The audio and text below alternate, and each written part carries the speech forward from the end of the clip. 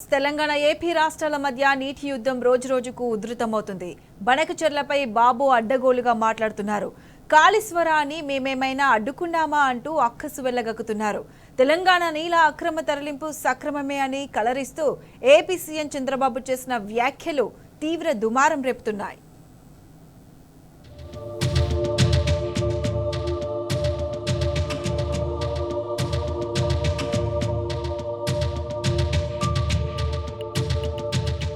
మన జలాలను తరలించేందుకు ఏపీ సీఎం చంద్రబాబు నాయుడు మరోసారి కుయుక్తులు పన్నుతున్నారు. వివాదాస్పద బనకచెర్ల పథకాన్ని ఏపీలో ఒక సభ వేదికగా మరోసారి తెరపైకి తెచ్చారు.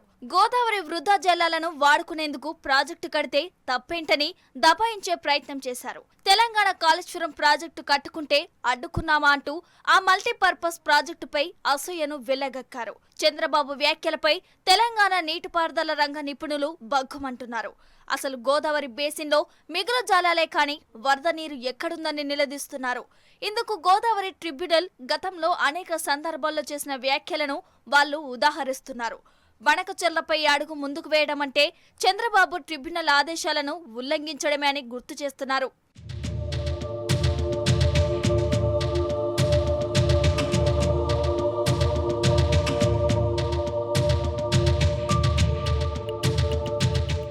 ఆంధ్రప్రదేశ్ కనుక ఆ ప్రాజెక్టును నిర్మించ తలపడితే 2014 పునర్విభజన చట్టం ప్రకారం ముందుగా తెలంగాణ అనుమతి తీసుకోవాల్సి ఉంటుందన్నది న్యాయ నిపుణుల అభిప్రాయం.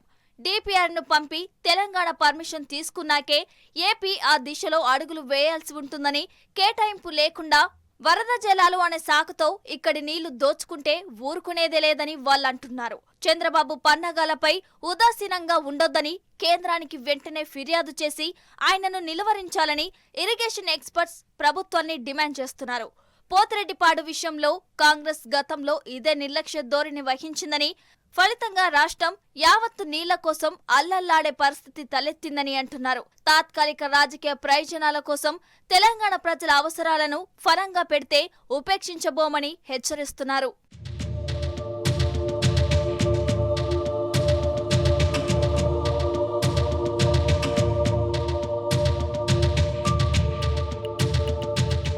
మరోవైపు రాయలసీమ లిఫ్ట్ నిర్మాణంపై ఆంధ్రప్రదేశ్ తన మొండి వైఖరి వీడటం లేదు.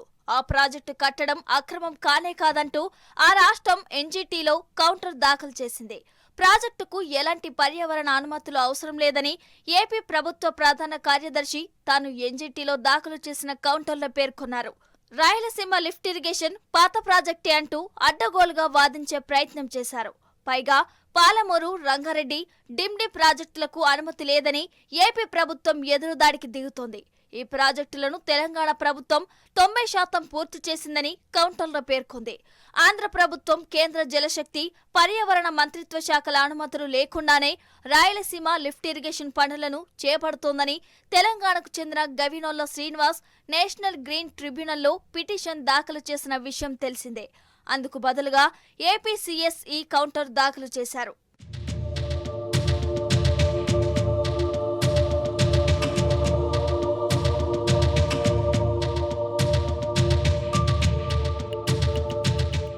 ఆంధ్రప్రదేశ్ పునర్విభజన చట్టం ప్రకారం కృష్ణా బోర్డ్, అపెక్స్ కౌన్సిల్ అనుమతి తర్వాతే కొత్త ప్రాజెక్టు నిర్మాణం చేపట్టాల్సి ఉంటుంది. కాగా అందుకు పూర్తి విరుద్ధంగా ఆంధ్రప్రదేశ్ శ్రీశైలం రిజర్వాయర్ నుంచి రోజుకు 3 టీఎంసీల నీటిని ఎత్తిపోసే విధంగా రాయలసీమ ఎత్తిపోతల ప్రాజెక్టు పనులను చేపట్టింది. ఇందుకోసం 2020 మే 5వ తేదీన జీవో 203ను జారీ చేసింది. ఇక ఆంధ్రప్రదేశ్, తెలంగాణపై ఇంత అడ్డగోలుగా ఆరోపణలు చేస్తున్న ముఖ్యమంత్రి రేవంత్ రెడ్డి కిమ్మనకపోవడం అనేక అనుమానాలకు తావిస్తోంది. రేవంత్ రెడ్డి, ఆయన నేతృత్వంలోని కాంగ్రెస్ చంద్రబాబుకు దాసోహమంటూ ఈ విషయంలో కావాలనే మౌనంగా ఉన్న ఆ చర్య రాష్ట్ర భవిష్యత్తు అవసరాలపై తీవ్ర ప్రభావం చూపుతుందని ఇరిగేషన్ రంగ ప్రముఖులు హెచ్చరిస్తున్నారు. ఆయన మౌనం ఊతంగా బాబు మరింత దూకుడు ప్రదర్శిస్తున్నారని ఆగ్రహం వ్యక్తం చేస్తున్నారు. పనులను మరింత వేగవంతం చేస్తున్నారని ఆక్షేపిస్తున్నారు.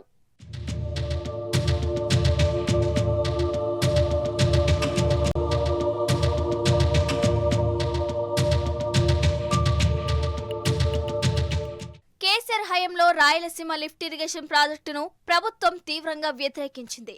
సమస్యను కేంద్రం దృష్టికి తీసుకెళ్లింది.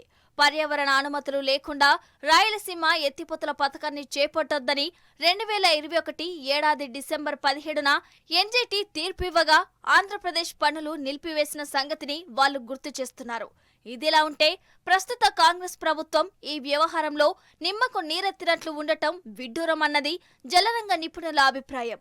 గురువు చంద్రబాబు కోసం రేవంత్ రెడ్డి తెలంగాణ ప్రయోజనాలను తాకట్టు పెడుతున్నారని ఆరోపిస్తున్నారు.